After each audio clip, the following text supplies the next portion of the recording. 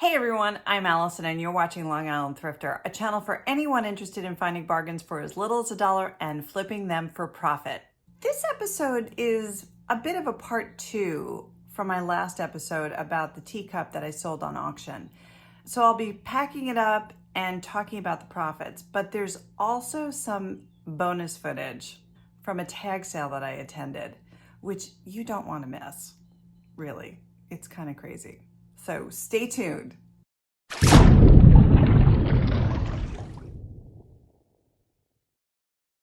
I'm gonna go out to the garage and try and find a box for my teacup.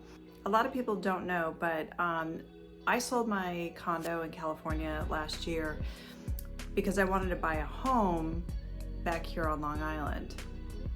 Well, it's been challenging to say the least.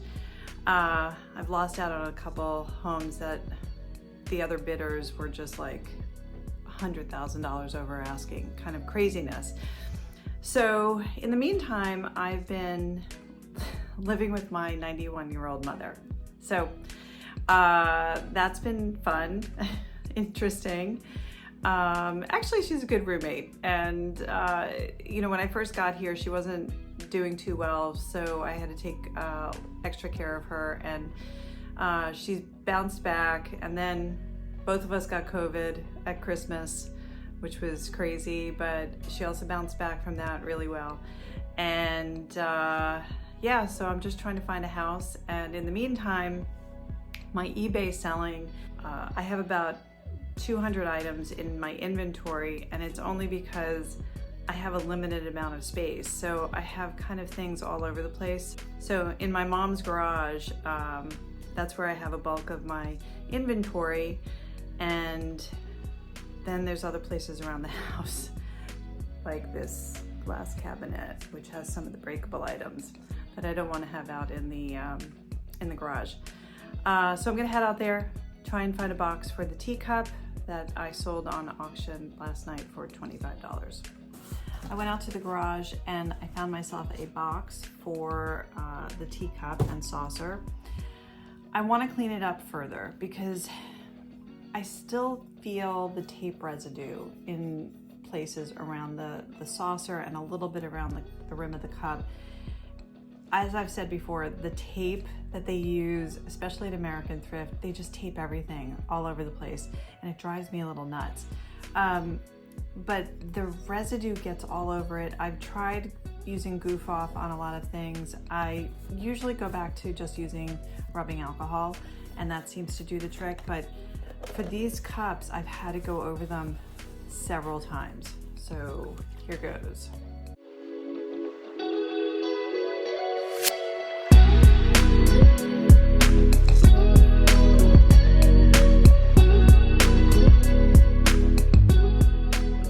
So that should do it. I cleaned them up. I don't have that tacky feeling of the tape residue really anymore. I don't think so. And I'm going to start wrapping. There's one down. The saucer is wrapped. I'm going to tape the cup and saucer together now so that they don't bang around in the box and break. Voila, this is the teacup and saucer all put together.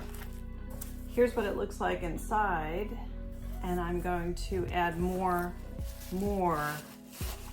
lot more cushioning to protect everything. So I've got it all packed, and everything is really, there's no room for it to bounce around. It is completely packed in. And now I'm gonna add in my little Long Island Thrifter thank you for your purchase. Just throw it on top. I had those made last year through Vistaprint, I think. I don't get any, this is not a sponsored or anything like that, but they weren't that expensive and easy to design, and I just like to throw them in. I used to write thank you for your purchase, handwrite things, but this is just so much easier and more colorful. The teacup is all packed up and ready to go to the post office, and I slapped on all the fragile stickers. I don't know how much that helps, oftentimes you do see things flying through the air at the post office, so it's hard to tell if they'll, if they heed the big red labels. It's packed really well in this box, and fingers crossed it gets to North Carolina in one piece. There's an app that I learned about not long ago called eProfit. Again, not being sponsored by any of these things, just mentioning it to help you out, because it does help me out. You type in the cost of goods you bought the item for, and then put in the postage and all of that other information, and it'll tell you what you're making from it. So I sold the teacup for $25. The cost of goods were $3.99, and then there's eBay fees and all the other stuff. In the end, I made a 147% profit, and I walked away with $17.83. So I can't complain about anything, and I won't. Hey, while you're here, could you tap the like button and hit subscribe? It helps me in the channel. I appreciate it. Thanks. So I went to a couple yard sales over the weekend and a tag sale. I don't know how many of you go to tag sales, but usually they're following someone who has passed away, and it's a company that is doing the tag sale. It's not like the family necessarily. Anyway, I have to show you some video of one of the rooms in this one house. You could totally tell they were probably in their 90s. There was a man cave downstairs with a bar, and everything was John Wayne in there, posters, and I believe the guy was probably in World War II in the Navy. He had a lot of Navy memorabilia. But upstairs was this, I walked down this hallway and I did that. What is that room? Well, I just wanted you to see it. It's the doll room. It is an entire room filled with dolls. There are doll heads hanging from the chandeliers.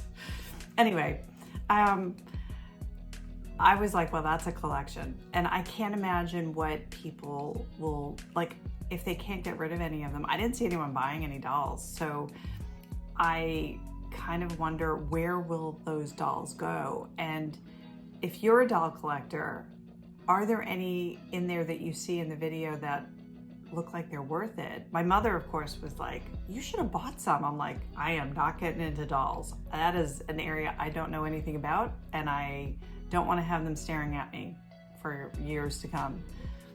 So anyway, take a look at the video.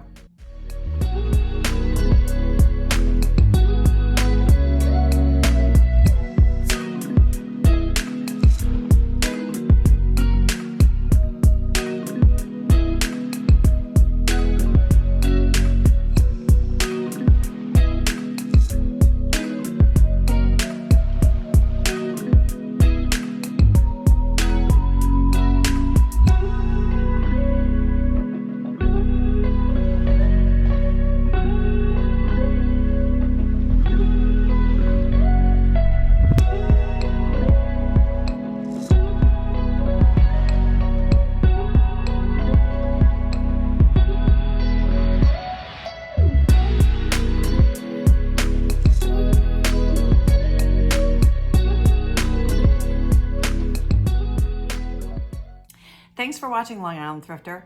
If you enjoyed this episode, please tap the like button, and if so inclined, please subscribe.